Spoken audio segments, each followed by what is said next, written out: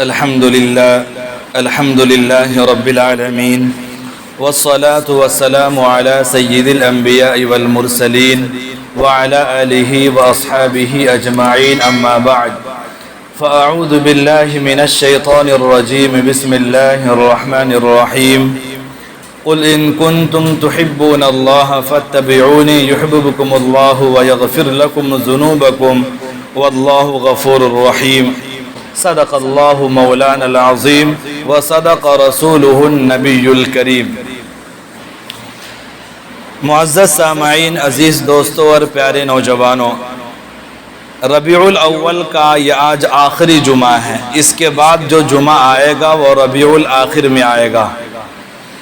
یہ ربیع الاول ایک ایسا ماہ مبارک ہے کہ ان کے ساتھ بہت ساری اسلامی یادگاریں جڑی ہوئی ہے۔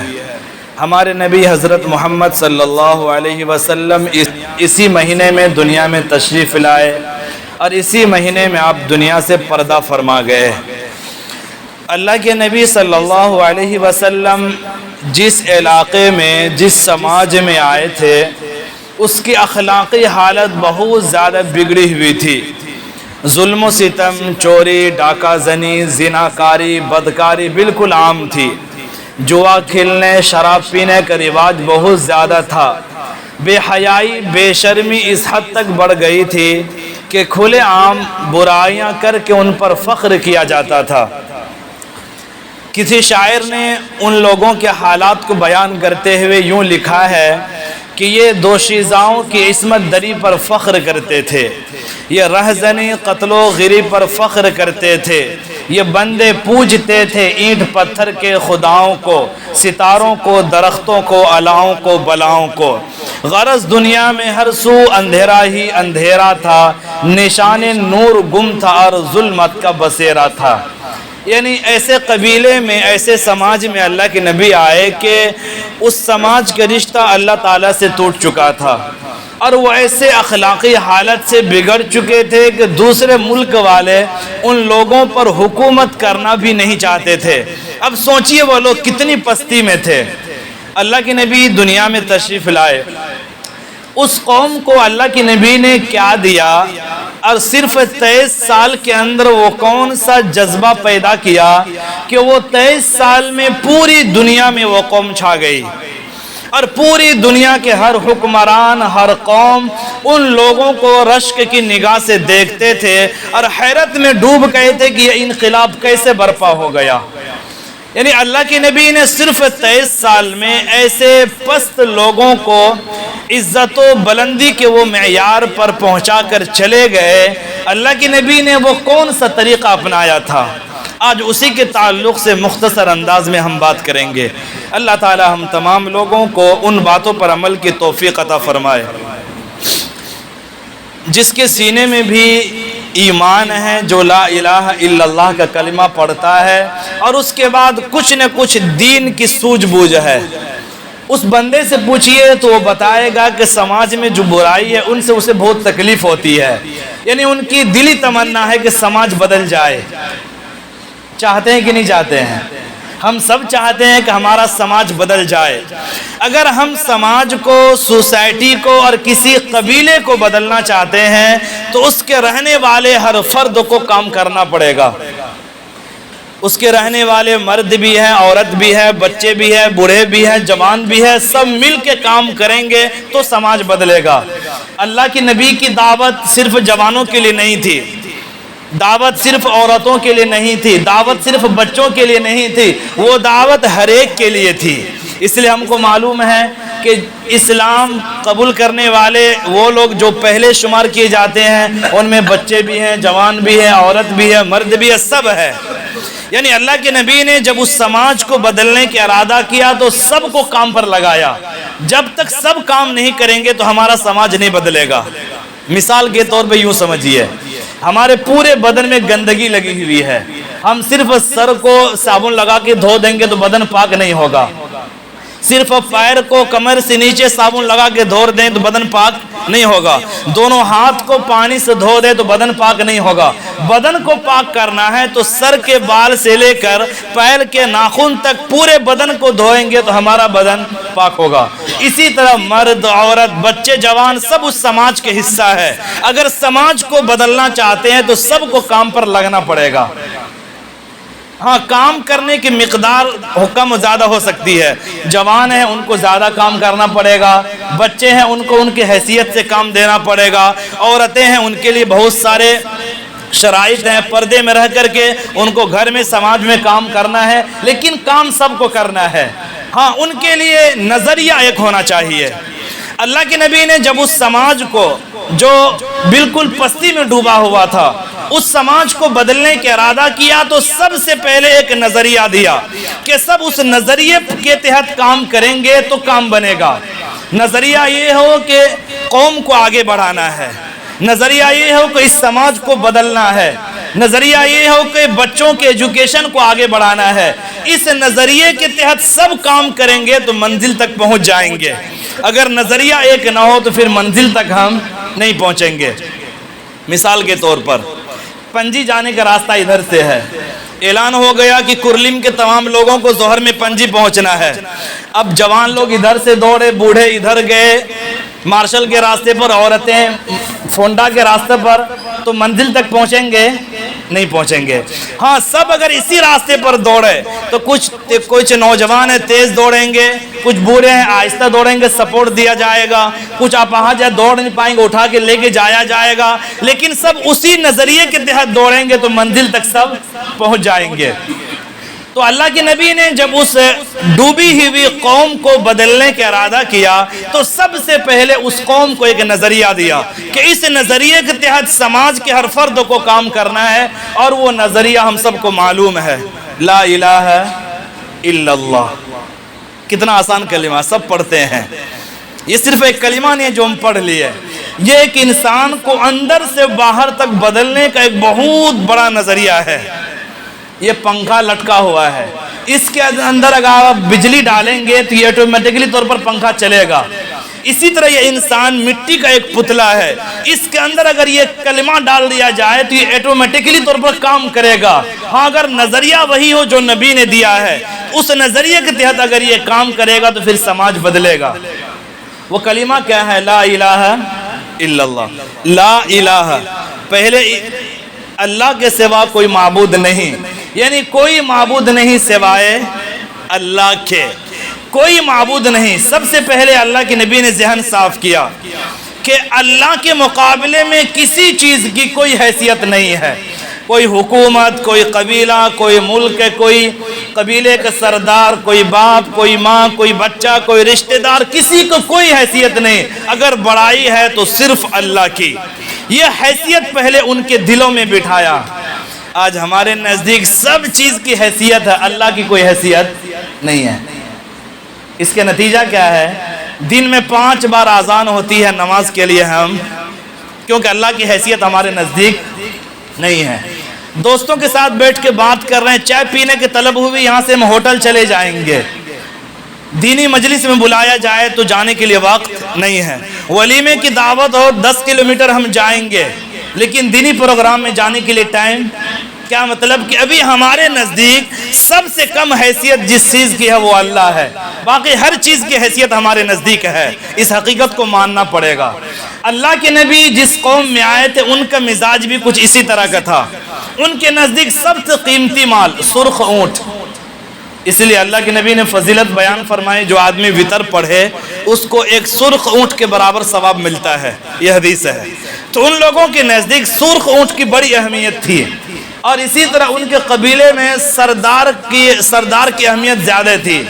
تو جن جن چیزوں کی اہمیت تھی ان لوگوں کی نظروں میں، سب سے پہلے اللہ کے نبی نے ان کی اہمیت کو ختم کر کے بتایا کہ دنیا میں حکومت ہو، سلطنت ہو، دولت ہو، گاڑی ہو، بنگلہ ہو، یہ سب چیز چھوڑ کر کے آدمی مر جاتا ہے، خالی ہاتھ چلا جاتا ہے، ان کی کوئی اہمیت نہیں ہے۔ صرف اور صرف اللہ کی بڑائی. اس حیثیت سے اللہ کے نبی نے ان کے اندر ایک نظریہ پیدا کیا کہ اس نظریے کے تحت اگر ہم کام کریں گے تو ہمارا سماج بدلے گا. جب یہ نظریہ آئے گا تو اس کے تحت تعلق سے کئی نظریے پیدا ہوں گے. پھر اللہ کے نبی کی حدیث ہے لا تدخلوا الجنت حتی تؤمنوا، تم جنت میں داخل نہیں ہو سکتے یہاں تک کہ مومن بن جاؤ.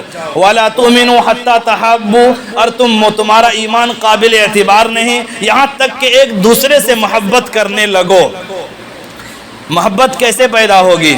اولا ادلکم علی شیء اذا فعلتموه تحاببتم. نبی نے ایک ٹیبلٹ دیا، کیا میں تمہیں ایسی چیز نہ بتاؤں اگر تم وہ کرو گے تو تمہارے درمیان محبت پیدا ہوگی. افشوا السلام بینکم، سلام کو عام کرو.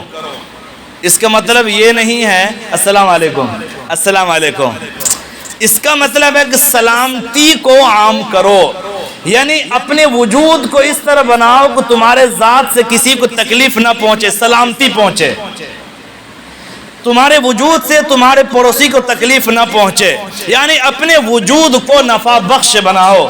اللہ تعالیٰ نے تمہیں دنیا میں اس لیے بھیجا. یہ نظریہ اللہ کے نبی نے صحابہ کرام کو دیا کہ اپنے وجود کو دوسروں کے لیے فائدہ مند بناؤ. تمہیں تکلیف پہنچے برداشت کر لو، لیکن تمہارے بھائی کو تکلیف نہیں پہنچنا چاہیے. جب یہ نظریہ اس صحابہ کرام کے اندر پیدا ہوا تو پھر کیسے عجیب و غریب واقعات رونما ہوئے ہیں. ایک مسافر مسجد نبوی میں آیا اللہ کے نبی کے پاس. اللہ کے نبی نے گھر میں تلاش کرنے کے لیے بھیجا. امہات المؤمنین کی طرف سے خبر آئی گھر میں کھانے پینے کے لیے کچھ بھی نہیں ہے. یعنی نبی کے گھر میں کھانے کے لیے کچھ بھی نہیں ہے. اللہ کے نبی مسجد نبوی میں آئے، صحابہ کرام کو شوق و رغبت کی نگاہ سے دیکھا اور کہا کہ کون ہے جو میرے مہمان کی مہمان نوازی کرے گا. ایک صحابی کھڑے ہو گئے، سیدنا ابو طلحہ رضی اللہ تعالیٰ عنہ، ہم اس کو کھانا کھلائیں گے. گھر لے کے گئے. واقعہ سب کو معلوم ہے، تفصیل سے مختصر بتانا ہے مجھے کہ گھر جانے کے بعد اس نے اپنی بیوی کو کہا یہ رسول اللہ کے مہمان ہے، عزت میں کوئی کمی نہیں کرنا. مہمان کی عزت کا مطلب اچھا کھانا کھلانا ہے، اس کو اچھا بستر دینا ہے، ان کا خاطر تواضع کرنا، اس کا یہ مطلب.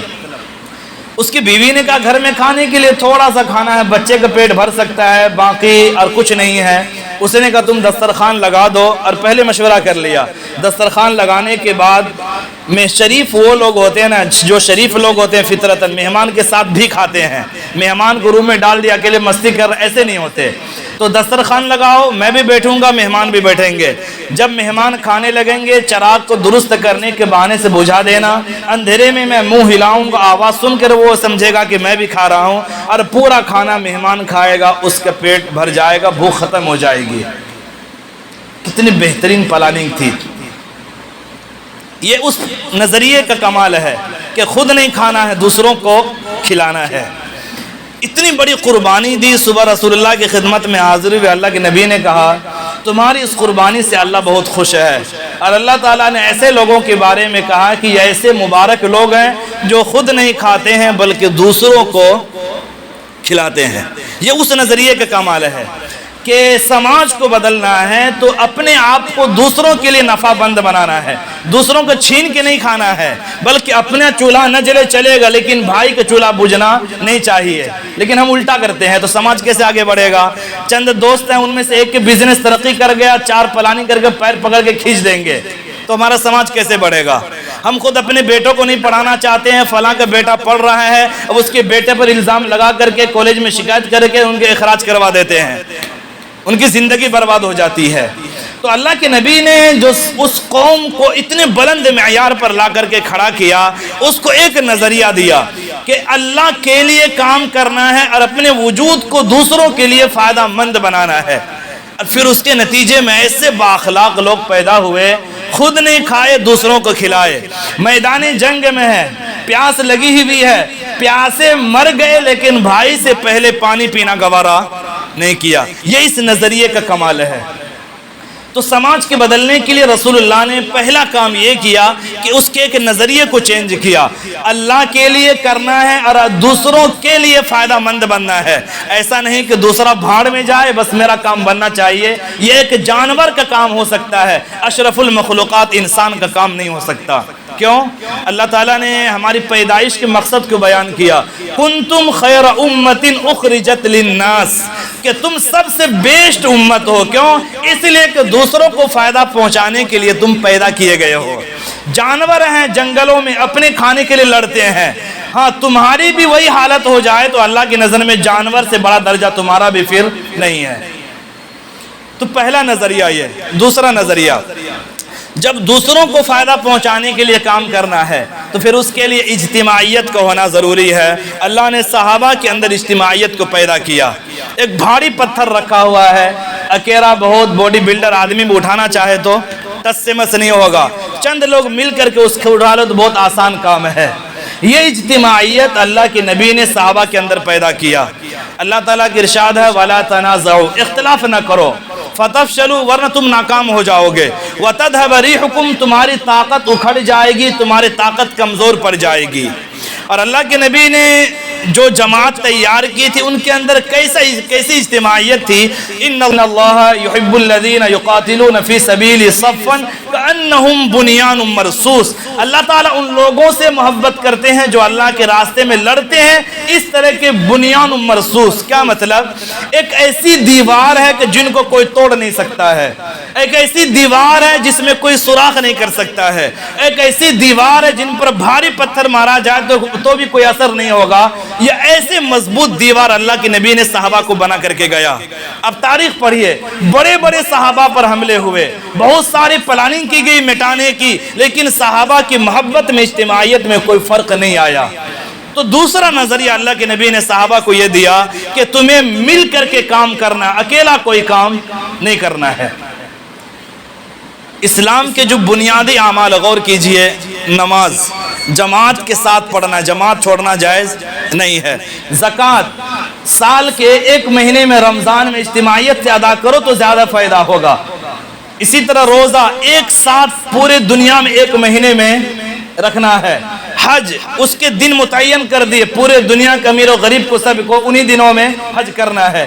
یہ ایک مقصد ہے اسلام کے احکام کا کہ اجتماعیت اللہ کو بہت زیادہ پسند ہے۔ یہ نظریہ اللہ کے نبی نے صحابہ کو دیا۔ نمبر 3، منصوبہ بندی کے ساتھ کام کرنا ہے۔ بغیر منصوبہ بندی کے کام کریں گے تو منزل تک ہم نہیں پہنچیں گے۔ لاکھوں روپیہ خرچ کر دیجئے، سماج جہاں تھا وہیں رہے گا 10-20 سال کے بعد بھی۔ اللہ کے نبی صحابہ کو لے کر کے مدینہ آ گئے، جتنے کنویں تھے سب کا مالک یہودی ہے، مسلمانوں کو پانی پینے کے لیے کنواں میسر نہیں ہے۔ اللہ کے نبی نے ترغیب دی اور کہا جو کوئی کنواں خرید کر کے مسلمانوں کے نام وقف کرے گا میں محمد اس کے لیے جنت کی ضمانت لیتا ہوں۔ حضرت عثمان غنی رضی اللہ تعالیٰ عنہ آگے بڑھے اور آدھا کنواں خرید کر کے مسلمانوں کے نام وقف کر دیا۔ یہودی خبیث الفطرت قوم ہے، وہ پھر بھی لڑائی کرتی تھی، باز نہیں آتی تھی وہ قوم۔ تو اللہ کے نبی نے دوسری مرتبہ ترغیب دیا تو حضرت عثمان غنی رضی اللہ تعالیٰ عنہ نے پورا کنواں خرید کر کے مسلمانوں کے نام وقف کر دیا۔ آج کے اعتبار سے اس کی مالیت کم سے کم 3 سے 4 کروڑ روپیہ ہوں گے۔